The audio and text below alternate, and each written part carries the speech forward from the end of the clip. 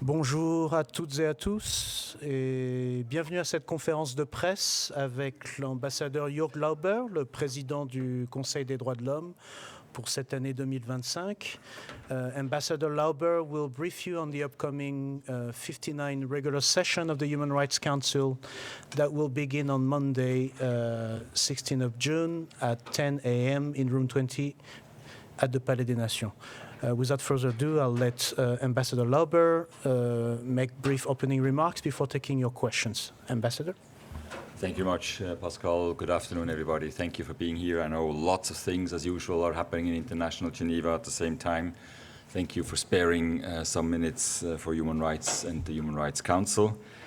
Pascal said it already, the 59th session will start on Monday, next Monday, 16 June, and go on until 9 July in room 20. That's important because it may be the last time for a while that it's in that room. We'll come back to that if you have any questions.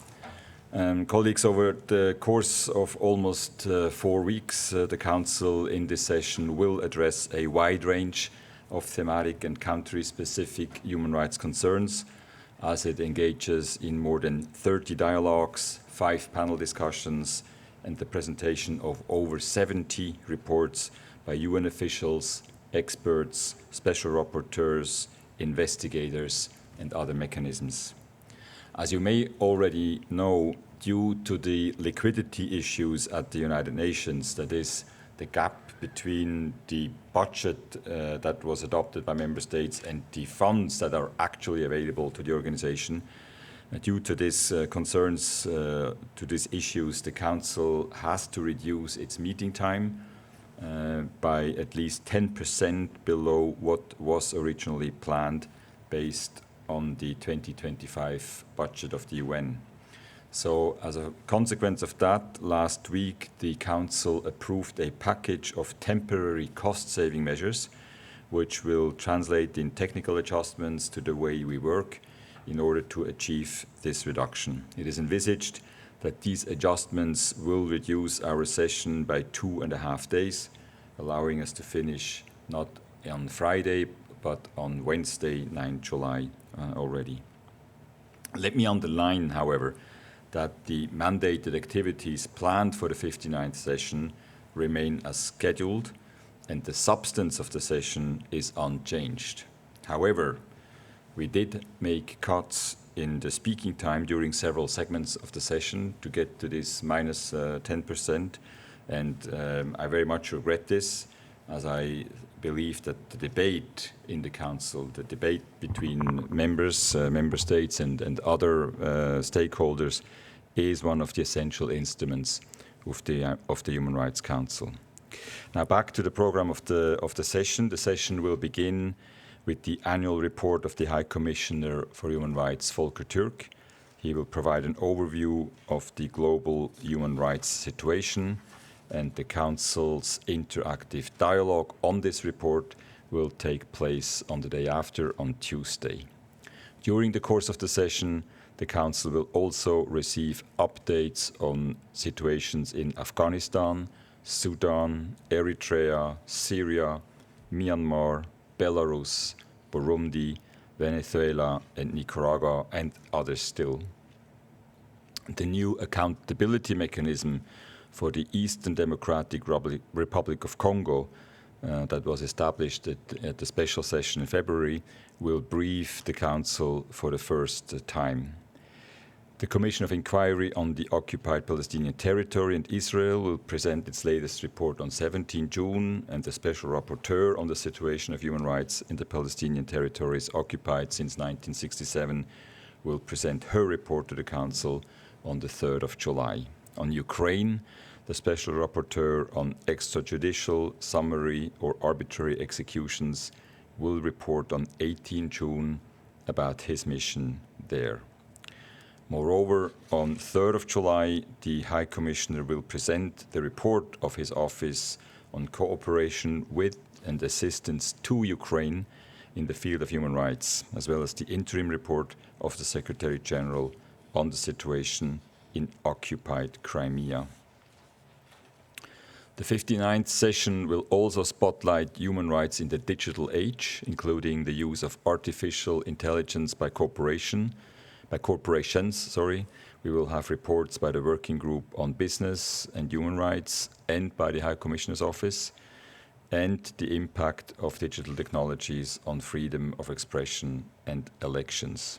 We will also address the intersection of climate change, poverty and social protection, including a high-level panel on the adverse impacts of climate change on human rights.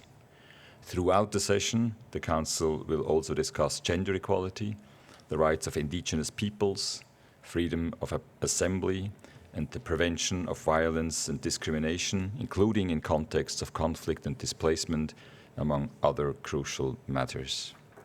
I encourage the media and the public to follow the session via UN Web TV and social media. Real-time schedule updates are available on some web page you are probably providing. It's HRC59 session.sched.com, HRC59session.sched.com, and all reports are published on the Council's webpage. You all know where to find it. As always, we are happy to provide you with an A to Z guide and the visual directory for further information. Thank you, Pascal. And with that, I am ready to take your questions. I'll try my best to answer them. Thank you, Mr. President.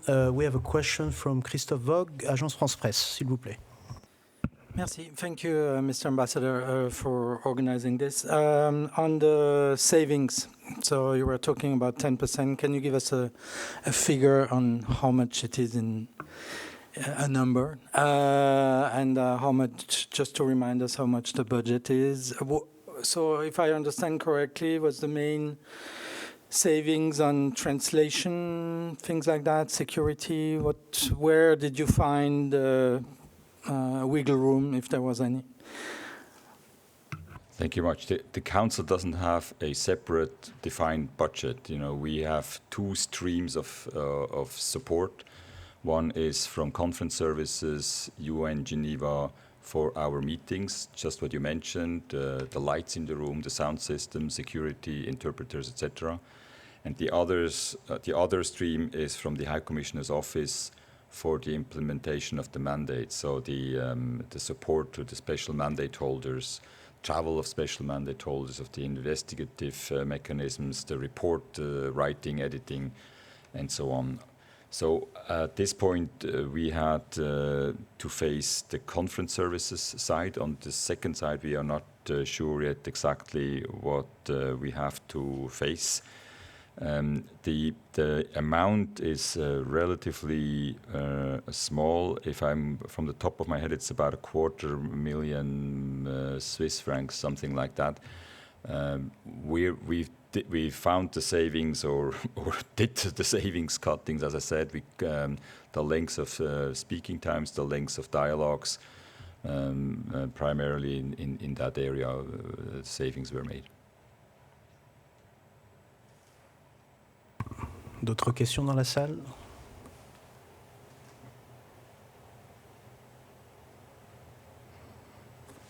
Allez-y.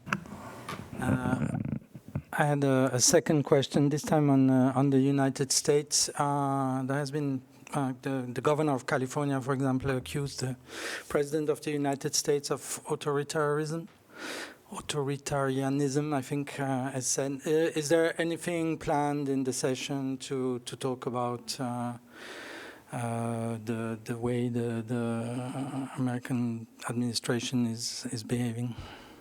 Any issue that comes to the council on the initiative of a member state, an observer, and civil society organization that is able to take the floor.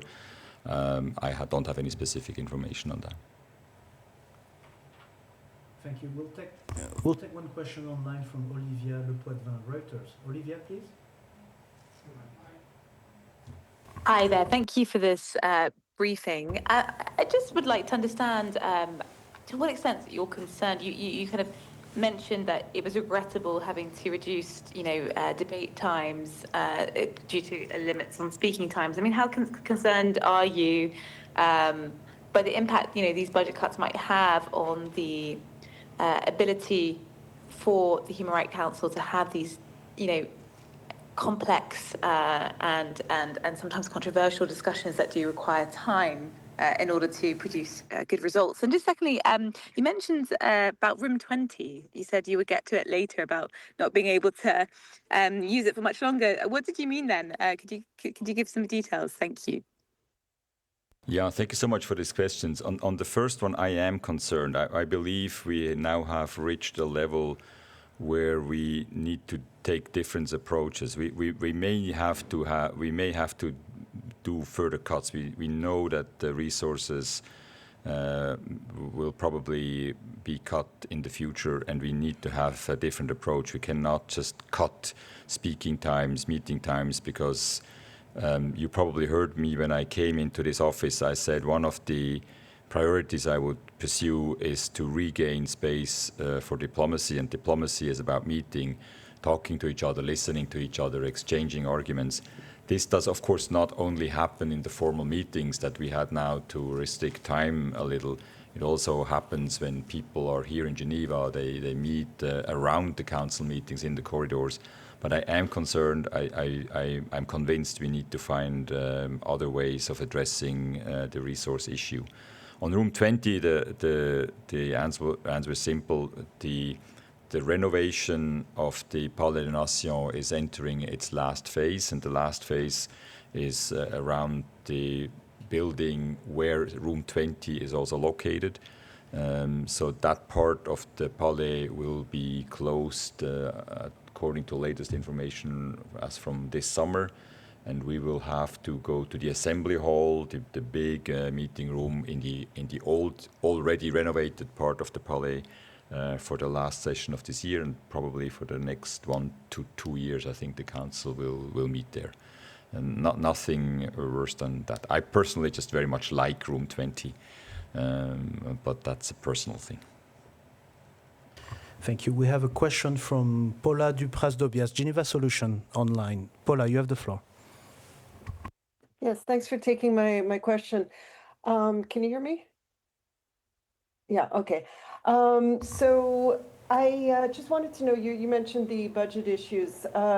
Will you take the opportunity then at the start or sometime during the session to call upon states to contribute towards the contributing more to the Human Rights Council's activities, or the Human Rights Office's activities?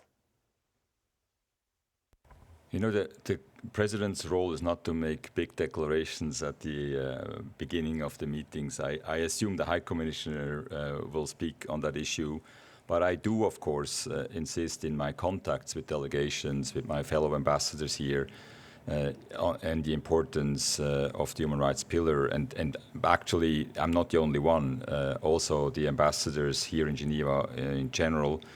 We had, for instance, meetings with representatives from the UN leadership in New York last week here in Geneva, and many of the ambassadors here spoke up to the importance of the human rights pillar within the United Nations. We know that between the three pillars, peace and security, development and human rights by far takes the least amount of resources from the UN budget.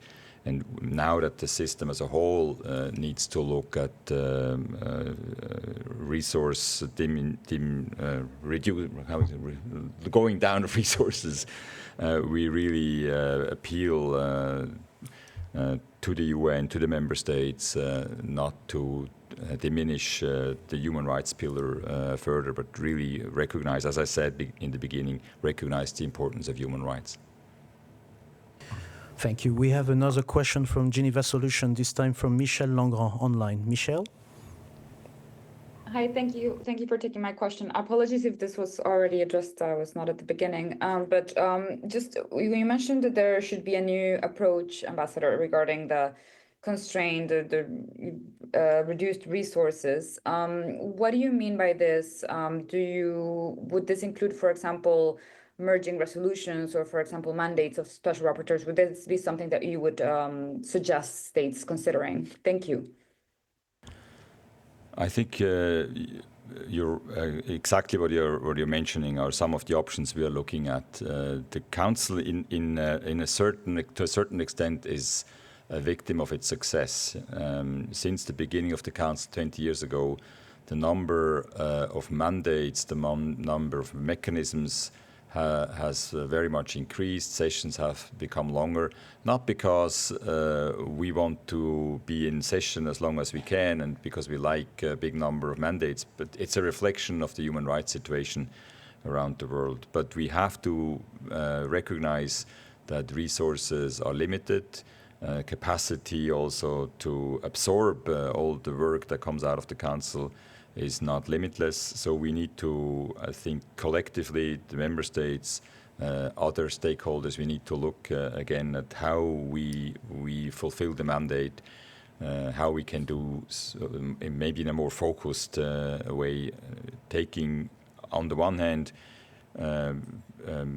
doing justice to what happens out in the world, really fulfilling our mandate, but also taking into account the resource situation. We have a follow-up question from Michelle. Thank you for your response. Just a quick follow-up regarding, I know that Switzerland has been leading some of this work in terms of finding, the efficiency of the council. Just in terms of a timeline that you could give us, are you hoping to get some concrete decisions or agreements from states in terms of some of these measures that could be taken in the future by this year, this council? What are you expecting there? Thank you. Yeah, on the efficiency, these are the measures I mentioned, the reducing speaking times. And I believe the Human Rights Council already is probably one of the most efficient bodies around. Now, looking at how we fulfill our mandate and how we address actually a concentration on a set of activities, that will take some time. As you can imagine, every mandate was built upon the initiative of a state or a group of member states who feel strongly about the importance of that mandate. And if we want to merge or stagger, this will take some discussion. I think we don't have much time. It's foreseeable that the resource situation will remain tense for quite some time to come. So in the second half of this year, we will, together with the help of colleagues,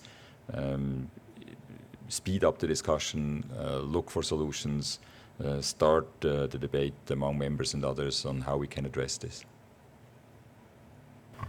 Thank you. Do we have more questions from the floor in the room?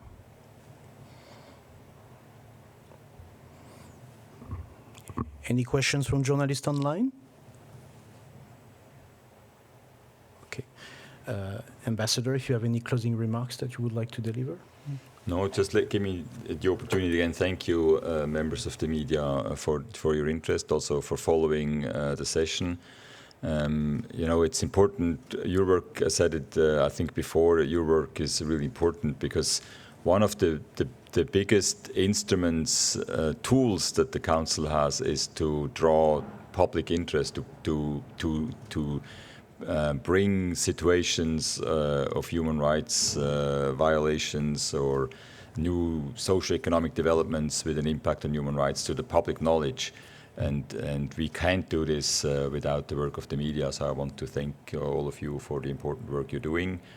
We remain available throughout the session if you have any questions, if there's anything we can do to make your work easier. Pascal is here, my team from the President's Office, Paola from the Swiss Mission. Please feel free to contact any of us if we can help. Thank you very much. Merci, Monsieur l'Ambassadeur. Merci à vous toutes et à vous tous. Et dans ces temps d'incertitude, il y a au moins une chose qui est sûre, c'est que l'équipe du Conseil, son secrétariat et son président sont prêts pour commencer la 59e session ce lundi à 10h. Donc rendez-vous en salle 20 lundi. Merci.